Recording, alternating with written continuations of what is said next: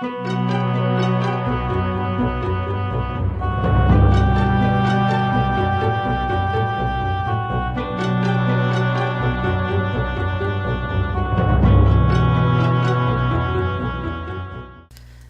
back everybody to the Myst Fun Run. This is Retro Challenge Gamer, and we're going to take on another age, one that should be immediately following the mechanical age, which would be the Selenitic age. Here is the book that describes pretty much the background history for the game, or for the age, and yeah, there's a lot to read in this book.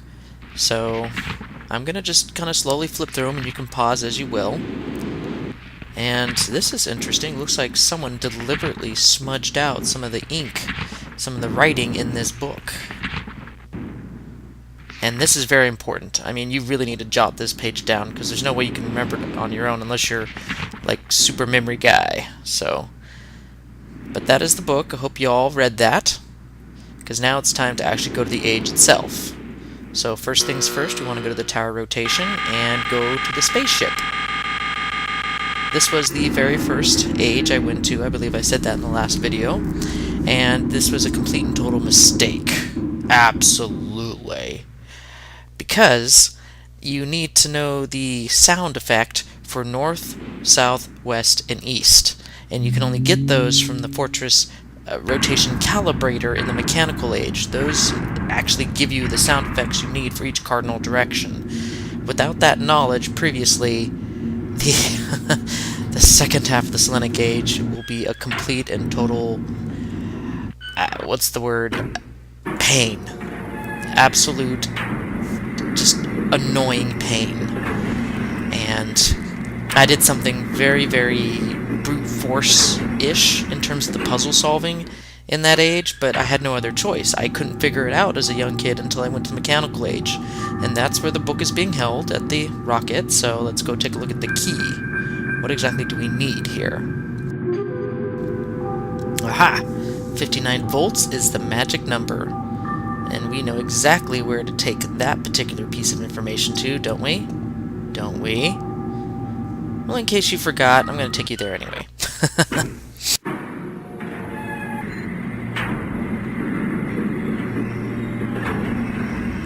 Some of the interesting things about the puzzles that are required to even get to some of these ages, they actually relate slightly to the age that you'll be visiting. Like, for example, in this particular instance, the Selenitic age, you will actually be having to do some sort of sound puzzles. Something that has to do with listening to sounds and figuring out correct combinations with those sounds. And that is part of the overall, I guess, puzzle you could say, to get off Myst Island and into the Selenitic age itself. But first we need to go to that magic number of 59 volts and set that up down here in the power station.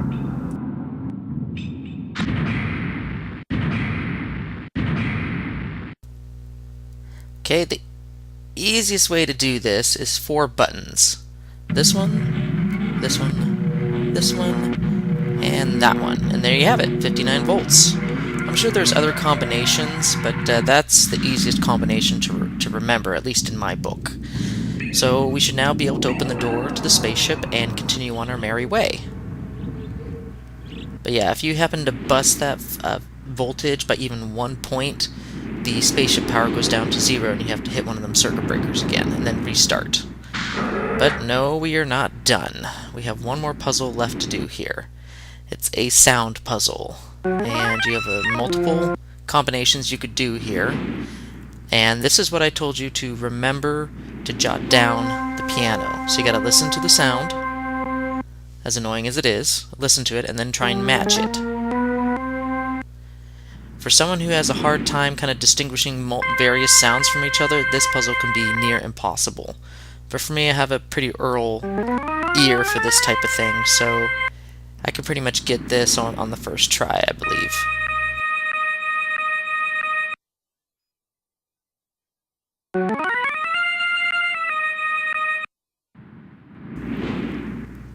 Sometimes it helps to listen to it for a couple beats, and then try and match it almost beat for beat here on the console entry. Oh, come on. Thank you.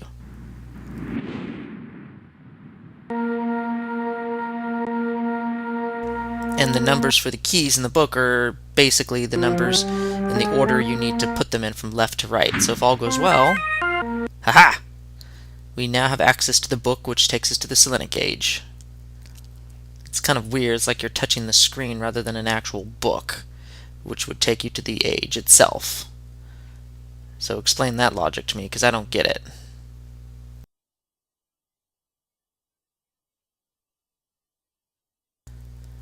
This one looks interesting and slightly desolate, despite that little grove of trees there. But it's time to go, and the first thing you'll notice right off the bat is that you have no way of getting back. This is pretty much a common theme in any of these ages. You're going to have to find a different way to go back to Myst Island. So it's pretty barren, pretty rocky. No real signs of civilization other than the shed here. And we have another Earl lock with a variety of sounds. You could brute force the method, but, you know, what's the proper combination? It could be like thousands of combinations, so we gotta figure something out here. So let's just explore the rest of the island and figure out where we need to go.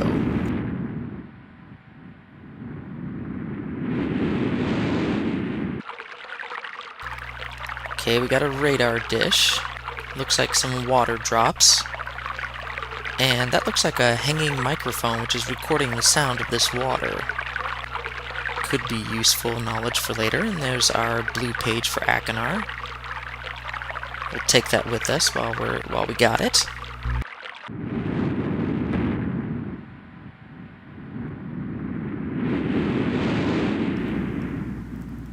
Alright, now the next stop would be up these stairs. And now we have a different sound, and looks like there's another hanging microphone recording it as well. Looks like a fissure with steam coming out, so it's the molten magma lava, and the sound it makes as it's billowing up from the depths. And here's an interesting sound out in the middle of nowhere. We got a clock. Okay, so we're narrowing down the sounds that are actually achievable, that we can actually use in that Earl combination lock on the front of that shed. But what order would we put them in? We're gonna have to figure that out. Okay, it looks like some sort of whistling. Wind blowing through some, I guess, rocky pipes. It's the weirdest rocky pipes I've seen.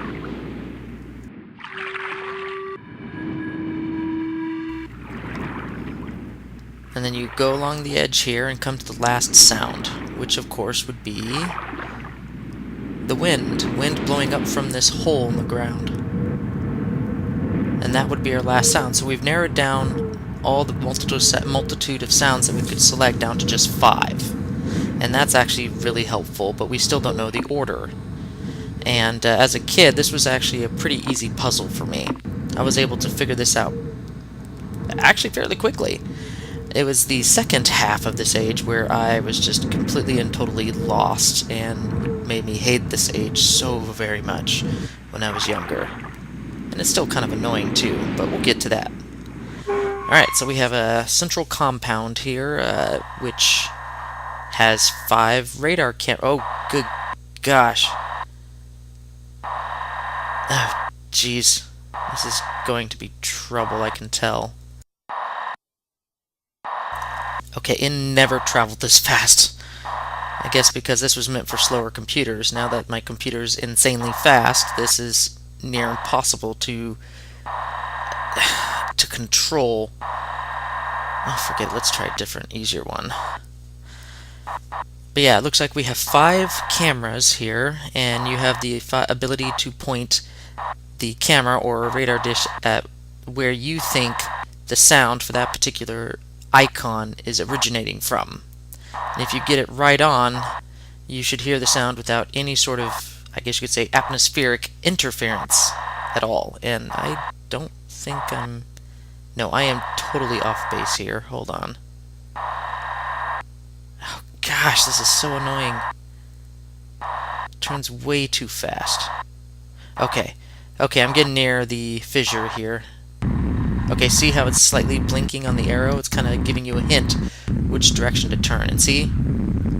Okay, now the water, I'm not entirely sure. The water is the hardest one to find, the water drops, because it is completely masked by the fog. So you kind of have to gauge where it is in relation to the fissure. I would imagine it's either left or right of the fissure. Oh, good gosh. Okay, I think it's over here.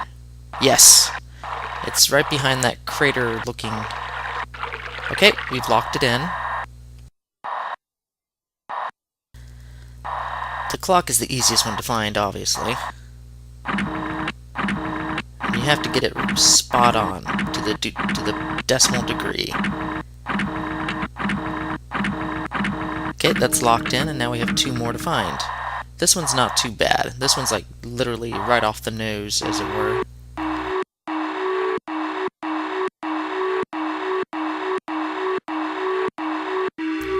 One more to find, and that is the wind, which is to the left. Ooh, whoa.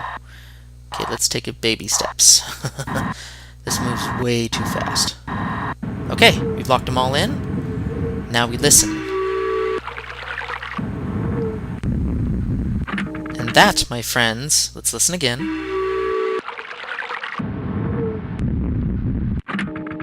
That is the proper combination that we need to input. So let's see if my short-term memory actually works. So let's quickly head back before I forget and input that code in exactly that order into the shed.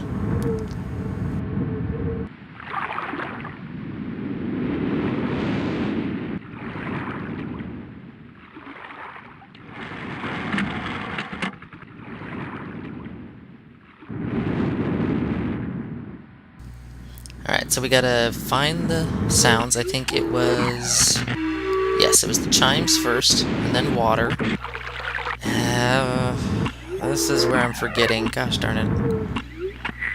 I think it was wind. I think the billowing lava was last.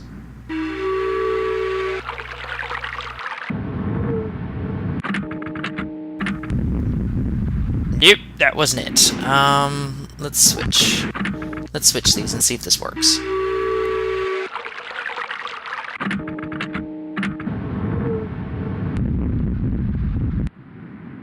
Alright everybody, I'm back. I actually had to backtrack and go all the way and figure out the right combination. So this is actually the real combination.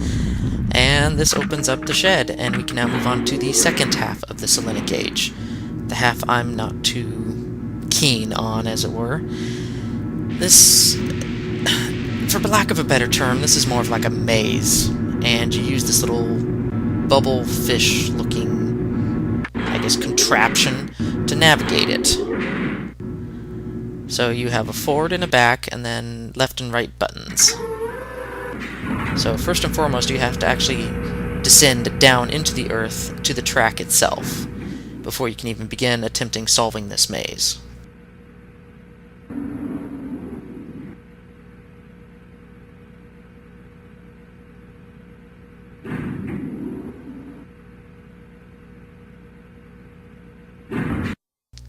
Alright, and I hope you all heard that sound. It means north, the little small bell, which means pressing forward here is probably the correct option to do. Okay, this is where the information gathered from the mechanical age actually comes into play. And so we now have a... oh, what's the term? Westward? It's the little chirping sound, and I am totally going the wrong way, so I'm going to have to turn all the way around. Gosh darn it. But yeah, you're going to have to use the knowledge of the sounds that you learned in Mechanical Age to... yeah, that's south. That's not going to take me where I need to go. But to navigate this maze. Now, if you gone to the Selenitic Age before the Mechanical Age, like I did when I first played this game, you would be in a world of hurt, because I had no idea that those sounds actually meant anything, that they were clues on where to go. And that means east, that little gas engine type sound. Wait, that was north. I'm sorry, that was the bell. I'm like getting ahead of myself. Gas engine's the next one. I know because you have to do it twice in a row.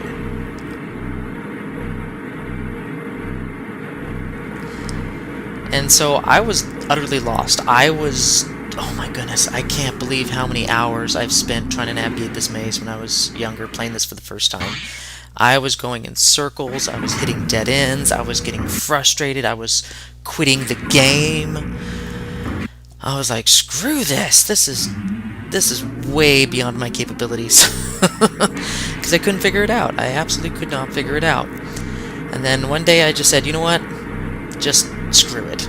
I'm gonna just brute force it and map it all out. So I backtracked until the very, very beginning. Yep, you have to do east twice. And I got a pen and paper, and I turned all 360 degrees at every single, I guess you could say, hub location. That sounds like a dumbbell, so that's south. And whenever I hit a dead end, I would turn all the way around, making sure all my options were covered or were denied to me, and I literally mapped out this entire maze on paper. I mean, it was completely and totally mapped out. And by the end of it, I was able to find the exit. Wow, it was utterly ridiculous. But I got through it, and it wasn't until I got to the mechanical age where I heard those sounds where it hit me. How stupid was I to have gone that many hours to waste that much time drawing out a friggin' map just so that I could find out that there was an easier way to navigate. Ugh, I was so angry with myself.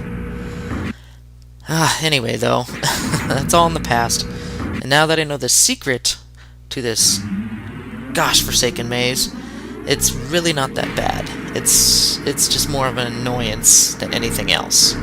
Ooh, and this is important. See how we're kind of altering course? We're actually going to be, whenever you come to these type of movements, you're actually going to be facing 90 degrees away from when you originally pressed. We were facing west. We should be facing south now. Yes, we are facing south. Oh, they're going to trick you up here. They have a dual sound here. They have the dumbbell, then they have the bird chirp. So now that means you have to go southwest, which means the combination of the two sounds. So they're getting a little tricky now. So now they're trying to trip you up by combining the sounds as if it's a totally new sound, but it's not. You just got to take it as the cardinal directions in between.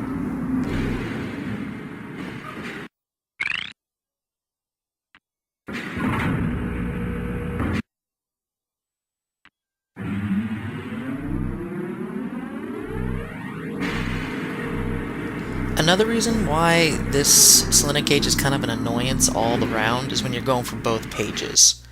And that sounds like to me like a bell and a bird chirp, so that's going to be northwest. But yeah, if you're trying to go for both pages, there is no easy way to get back to the Myst book linking you back to the library. You're going to have to go through this whole maze a second time just to bring the second page back. That's annoying. The other three ages have quick trips from the beginning of the age all the way to the book that takes you back to Myst Island. And that, I think, is a gas engine and a bell, so that's northeast.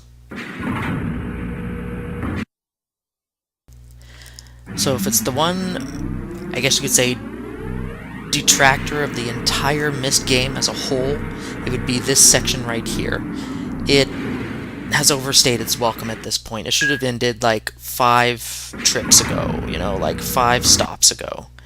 It should not have gone on this long. So the fact that this is an overly long sequence to an already frustrating, to some,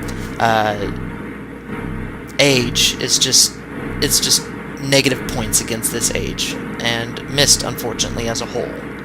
Thankfully, they've rectified some of this in later subsequent games, so that you don't have to deal with this type of redundant tediousness. But yeah, we are pretty much, I think, on the last turn of the maze, and we are now going to be coming up on the book that will take us back to the library.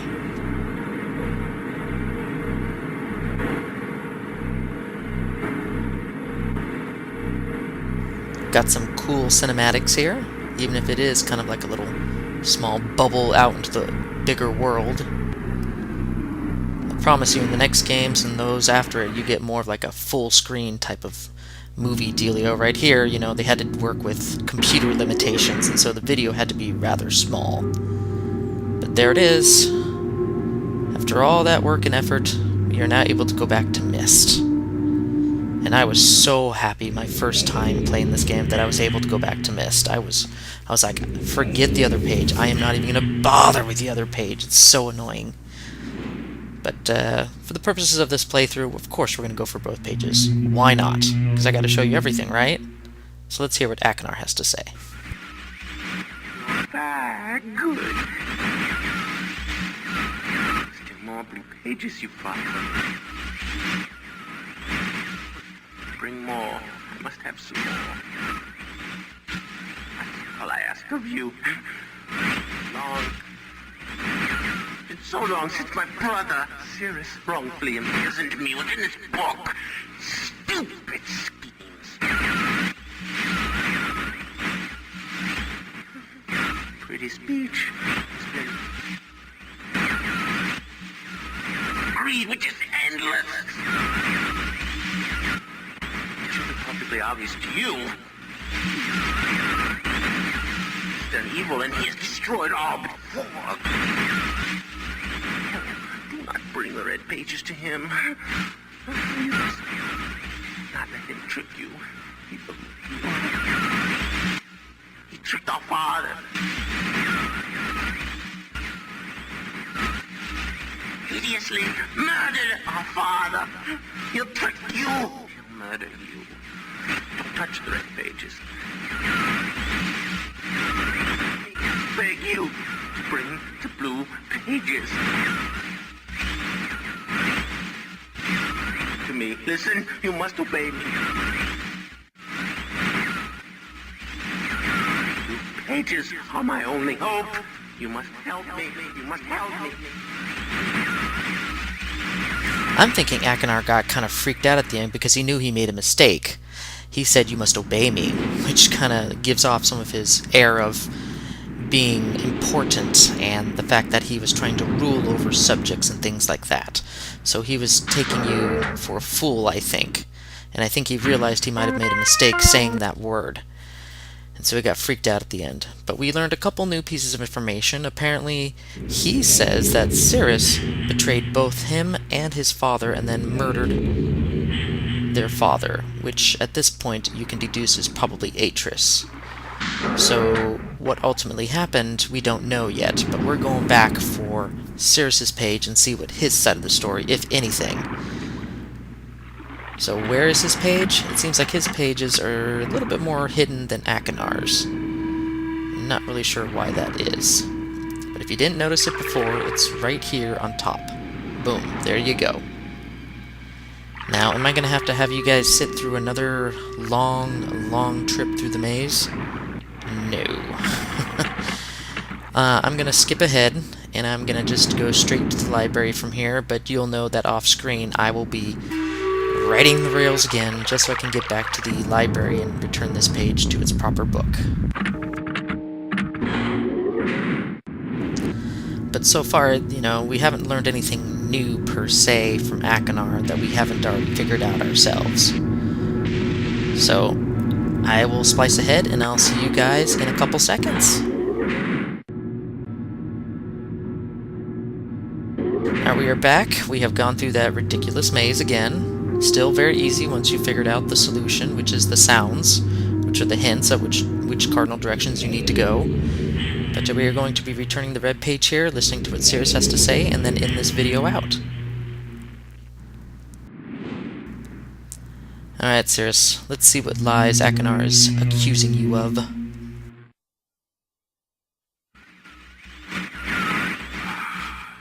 Have returned. Additional page.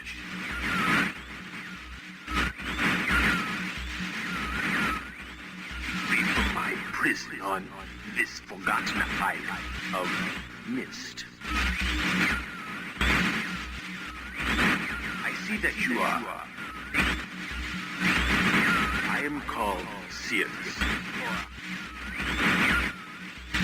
I need all the red pages. I know you must search and bring 2 more of the red pages. I am released, I promise. Don't touch the blue pages. That is where my blood. For my wicked brother, Akenor. He is a man of distorted mind and senses. He disgusts me. Do not release Akenor. Thirst for destruction is not. Nothing never ending. Bring the red paper. Beg you, please release me from this prison. I promise you will be greatly rewarded. You must help me. Wow, there is no love lost between these two brothers. The fact that he needed to introduce himself a third time is kind of hilarious to me. But he didn't really say too much that we haven't already figured out on our own. But that is all for this particular episode, and we will continue in another age the next time. See you later.